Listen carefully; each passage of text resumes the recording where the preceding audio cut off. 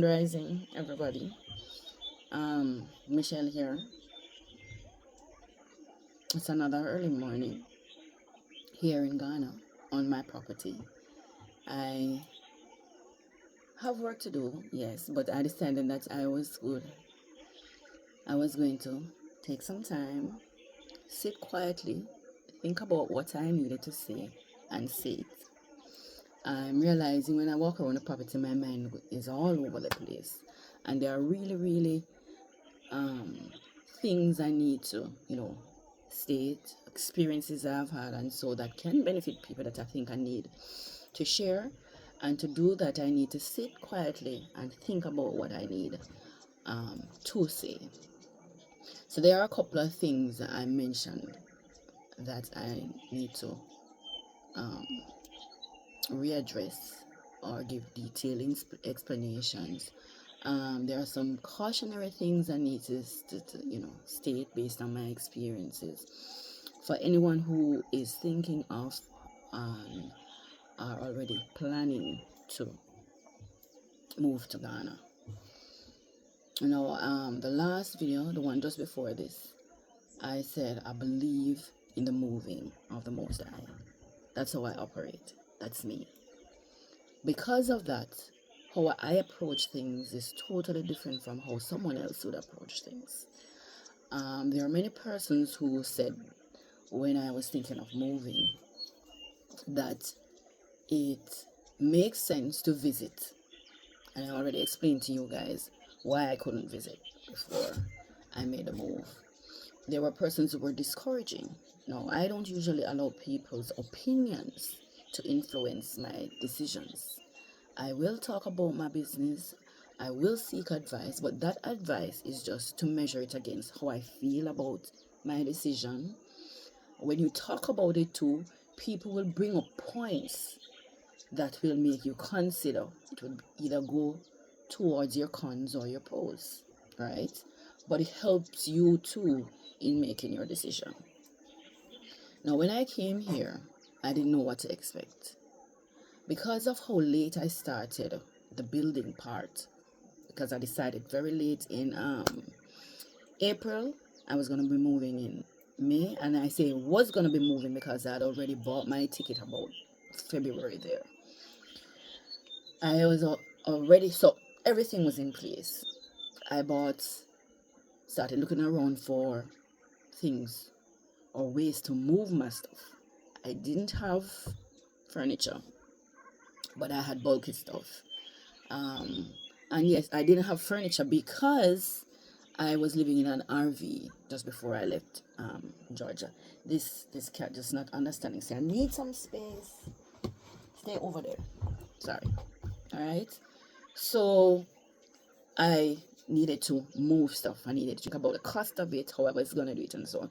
First thing that came to mind was barrels. Those blue barrels that people use. I'm a Jamaican, so when I've been in the US in previous times before I started teaching there, I sent things back to Jamaica via barrels. So barrel was my first thought. But then how in Georgia they sell it, it's not how they sell it in North Carolina. I bought a barrel in North Carolina for $50. In Georgia, they had it at Walmart, they had it at, you were seeing prices like 100 and odd, 200 and odd, depending on the size and so on. But of course, Goodly Facebook Marketplace, I went on there and I saw a variety of things. I settled on a big wooden crate, $20, and that held my paintings. I'm an art teacher. I had work that I had done personally, so that held my sewing machine, my artwork, my airbrush compressor, a whole lot of bulky stuff. I had a storage set of drawers, a big one, and I stuffed books and art supplies and so in it, and it could just drop in it, right? So you have to think about how you're going to ship your stuff. The lady who was giving me advice, with the move, she used a container and she shipped everything she had there. So she emptied her home and sent the stuff. Her advice was not to do that if you don't have to. I couldn't afford that either. and I used boxes. So I used the U-Haul boxes plus the crates, and my stuff, all of my stuff, were packed in that one crate and 4 U-Haul boxes. That was it. My clothes, most of them I left for the traveling, the actual traveling on the day. There were issues when I arrived because first issue, I had to end up staying with the lady, which was amazing. It was amazing that someone I never met before, we spoke after we met online. We talked a lot online, but she doesn't know me. I don't know her. But one of the things she said amazingly when I started building the house was that when I, expressed my concern that maybe it wouldn't be ready in time, she said, well, worst come to worst, you stay with me for a while. By this time I think she was building our house. She was 2 years into building our house by that time, so she was way ahead of me, right? So she offered to put us up, which she actually did. Now, I believe that's divine. Not many persons would do something like that. There are many risks too, because you don't know who the person is, you don't know what is happening. But I believe how all of this came about was only via the Most High. I know people are going to have different opinions about that, and that's fine. I know persons are not going to agree with how I do it, how I did my move, and that's fine. That's you. This is me, right? So I ended up staying there for a month. During that time, I discovered that yes, I'm building a house, but I'm the only house. No, there's a second house in the process of being built as well. But I'm the only person who is going to be living in this area for the foreseeable future. Now, a whole lot of things came up as a result of that. But yes, we were put up by this lady for a month, almost exactly, because I landed in Accra on the 26th and we moved from the lady's house the 27th of June. When we moved and came, her house was locked up, mine wasn't. So I took my little stuff that I had, got a baboya, and I moved them up here. Not everything, some that we were going to need. You're not going to need to put up half the stuff that I had, but we're going to need the clothes and utensils and so on. So I brought those stuff up. But when we moved in, and look behind me, this nice window here was not there. Right? Look, it wasn't this clear. In fact, we just weeded that area. So while it was my yard and the trees were leveled and so on, there was a lot of bush still. The house was sitting here, but there were a number of things that, and I'm doing this because outside early in the morning, I got a bite already. Mosquitoes, that's a common occurrence here. The thing with it is that the mosquitoes, you don't know when you're going to be bitten by one that is carrying malaria. And as I said, I had caught malaria twice since I got here. But let's continue with what I was saying. Yes, so we moved up, no windows, no doors. Right? Let me see if I can. Yeah, this door was not there. What was there was a sheet of plywood nailed in the space. The two windows, I'll eventually show you inside. 2 windows in the living room. 3 windows in the living room were also boarded up. And 2 windows in the back. Why those specific windows? I had already decided areas that I was going to occupy. The front bedroom, the bathroom, and the kitchen area. The washroom now is on the way out to the back. So all those areas now would have windows. Ordered the windows based on advice from a young man, Ghanaian. That turned out to be a disaster. So that's one of the things you have to keep in mind when you come here. Many persons are willing to give advice. You don't know who is giving you advice. You don't know their expertise. You don't know. So how you come here who advise you on the things that you need to do to make yourself comfortable can become also a stumbling block, right? It was a long, stressful thing with the windows. The windows were supposed to have gone in before we came, before we moved in, that is. That didn't happen. So that Friday night, 27th of June, when I came into the house, there were no windows, no doors. The boarded up area was the only area that was, okay. The thing with the bedroom was that it had the ceiling in there.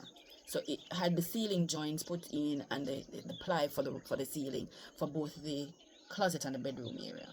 So it felt a little bit more comfortable and safe. Mind you, floor was not tiled or anything like that. So we slept on the floor, put down plies, put down some bedding. I had a blow-up bed. So my pre-preparation for sleeping was to bring a blow-up bed. What was the problem? Because I am the only one in the area, no lighting infrastructure, none whatsoever. The first point here is, if you move in an area that is very isolated, how Ghana does things, especially in certain areas, and here I'm not talking about Accra. Accra operates differently. But where I am in the central region, as the only resident, there's no infrastructure for water, no infrastructure for light. So if you don't get a borehole, and that I paid for before I came here. So as soon as I acquired the land, paid the money for it, I had to think about doing a borehole. Now the borehole is a lifesaver. You don't end up having to pay for Ghana water, and you have water consistently because it's your water now. You are tapping into it. So that's the big plus, right? But they don't put in infrastructure for waters. They don't put in infrastructure for lighting. So right now, after being here for over 6 months, I still don't have light. What are your options? Paying for solar. That's you looking at 100 and something, depending on how much appliances and anything electrical you have or intend to have, right? You can start little. There are options. You buy a couple panels.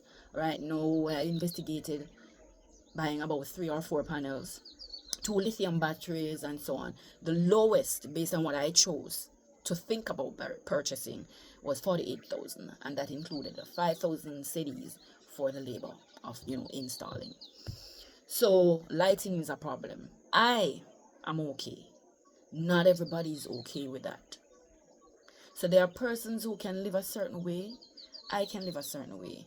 I can come here, spread some things on the floor, and lay down on it. I couldn't blow up that bed.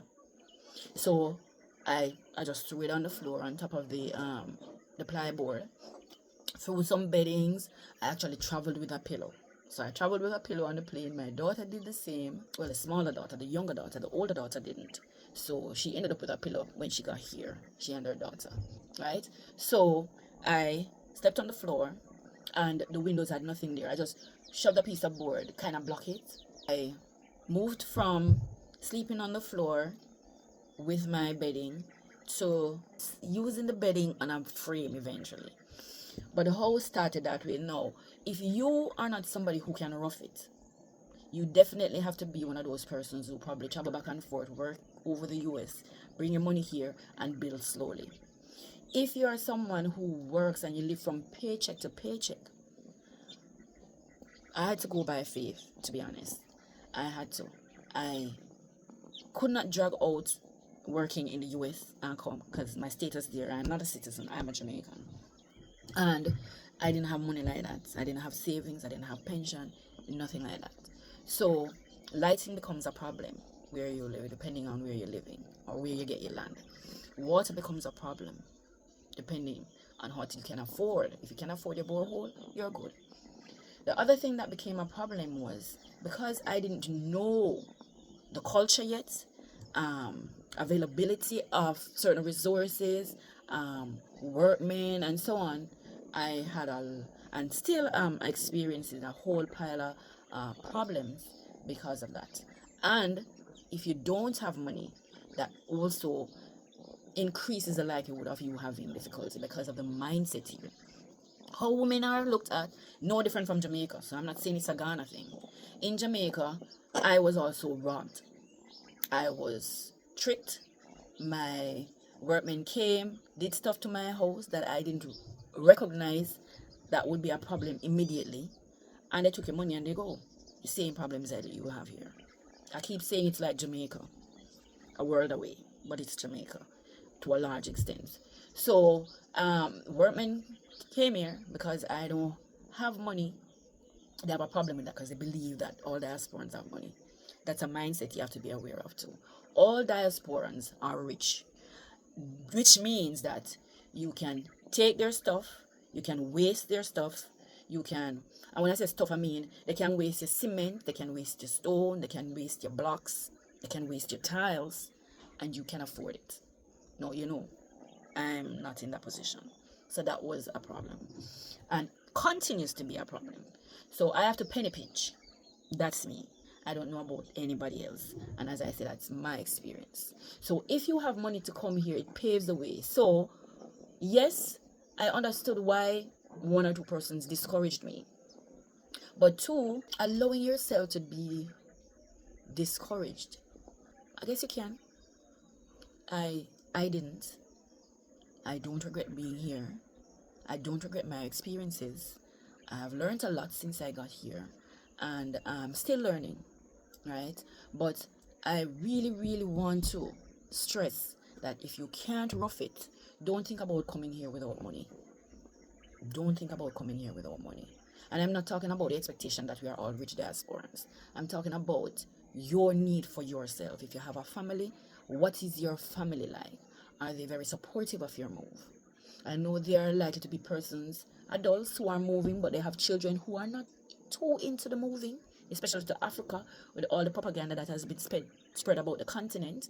But if you have a very supportive family, that increases your chances of making it here. If you have money, even better. If you don't, there are ways to do it, but it really, really takes a lot out of you. It took a lot out of me, but I'm used to it. I built a home in Jamaica with the same kind of stress. And I am used to not having fancy homes. I'm somebody who is okay with roughing things. My children are like that. So when I decided I was going to leave the US, they said, oh, everybody was on board. So I didn't have the stress of arguing back and forth with them, telling them the pros and cons. They researched with me. We discussed pros and cons, yes, but it didn't discourage them at all. So I came here with the support of my immediate family. I also have a brother in the UK who was all for me moving to Ghana because he is a firm believer in the Most High and he believed in the repatriation, us getting back to the motherland. He was actually all up in my face about it like some months before. I wasn't there, and I told him I wasn't there. If that was what the Most High wanted, I would get there. I didn't expect to get there so quickly, but I did get there. So he was very supportive when I made a decision, and his wife as well. My colleagues gave advice. They expressed their concern. There was one who, she wasn't totally against it. She came harder at me about, she didn't say, foolishness about moving, but in their way, they were also supportive. And that was, I appreciated that. But they brought up points too that they made me think about it, made me find ways to navigate the issues that I would likely meet, and so on. So being here now, lighting is a problem. I couldn't afford a generator right off. My final set of salary and the refund for my pension that I was paying, those were the things I used to get me where I am. Also, I had friends in the US who helped. Without those help, I would not be here, right? So I am past the no windows and the no doors. I have doors. Well, 2 doors is important, the back and the front. So those are in. China doors are a thing, and the China doors are strong as far as I'm concerned. The door at the back was one of the first stressful situation because I had to get the back door on. The front door was nailed, boarded up. But the back door, I bought a door, 500 and something cedis for those who are interested, and the jam 200 and some things, and I think it was 220 or 240. It was 240 cedis. The door was 540 cedis, and Ghana cedis I'm talking about now. When I was referred to, the carpenter I was referred to was actually from the same guy who put in the windows. Afterthought here, probably shouldn't have, but I didn't know carpenters, I didn't know masons, so that too is a problem, you know. And not everybody gives you persons who are good at their jobs. Some of them are good too, but because I'm a woman, they're not diligent about how they do it. Yes, that's a problem. So they put on the door. I went on the road. I'm not sure why I went on the road, but when I came back, I saw them. The door handle was way above the halfway line. Right. That was surprising. Then when I checked it, it's like he couldn't lock the door and it slid into the where it's supposed to go on the, with the lock. So he put in a piece of boarding. The boarding itself, that too, they don't tell you what you need before they do the job. They cut corners to make it work, and that becomes a problem. So here I was, the back door was putting on, night was coming because he was there for the whole day. Let's cut to the end. When he was done, the door kept sticking when you twist the lock. Number one, it barely went into the side where it's supposed to go. And then I found out that sometimes you had to squeeze it in, put a whole lot of pressure to just get it to go in. That problem increased over the next couple of weeks. So what I ended up having to do was tear that entire door jamb and door off and go buy a China door. Yeah, had to do that. What I learned from that, they don't measure. Some of them, not all of them. They didn't measure the door jamb. The guy who put on the door jamb was a very half-hearted job at work at best. He didn't measure anything. So the top of the door, the frame, was wider than the bottom. What did that carpenter do? Instead of saying, "Madam, the door measurement's not correct. The door is not going to fit. We have to remove the jamb to fix the door." You know what he did? He cut my door to fit the jamb. Bottom tilted in, top was wider. It caused problem now with the lock. So it was like fixing these problems and making adjustments to fit the mess that was there before. And what happened was eventually the door gave out. It wasn't locking. I remember I had to run around to the back a couple times to go in because for some reason it allowed you to enter from the outside, but it didn't allow me to exit from the inside. So one door damaged because now I had a back door with a lock given to me as a gift that was not closing. So I had to tear down the jamb and then put in a China door. The door now, I don't throw away things. So my plan was to use the door somewhere in the house, which I still do, right? I had bought two wooden doors. So those doors now I decided, since I had a China door now at the front, one at the back, I was going to do those doors inside. So why am I saying this? I'm telling you the likely problems that can happen with you coming here. And I don't think there's any way you can prepare for it, If you have money, it does not become a problem because what you would have done was built your house from before. All of these problems would have happened and you dealt with them, fixed them, and you're moving to your nice, spacious, completely finished home. That's not right? So that's one problem.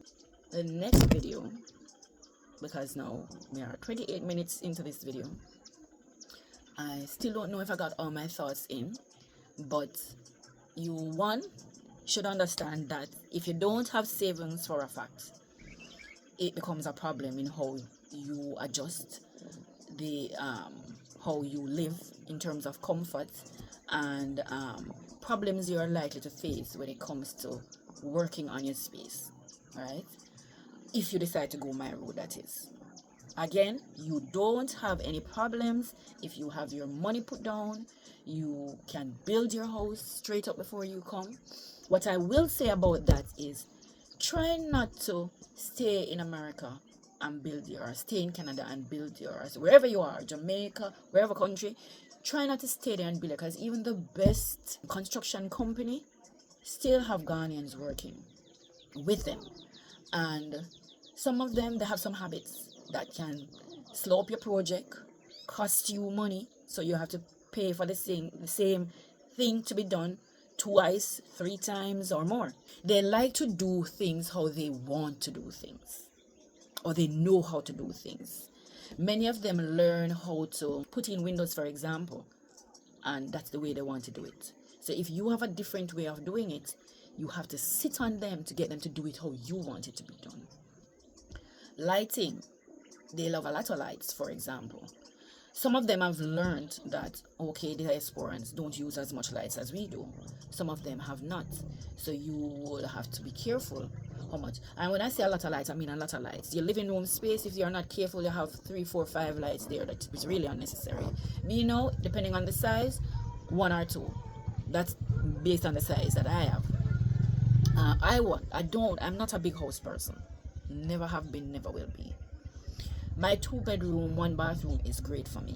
When my daughters decide to build their own, they build what they want. But my younger daughter is 18. Figure in no time they're gone. I have no intention of taking hours to clean my house. And I have no intention of paying people to clean my house. So, that's me.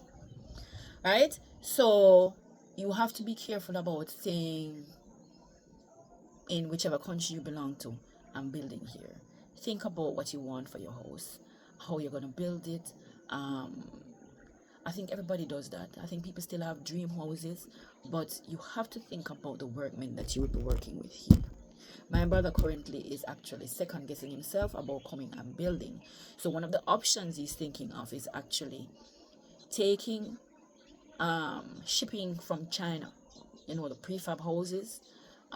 They do it in Jamaica currently.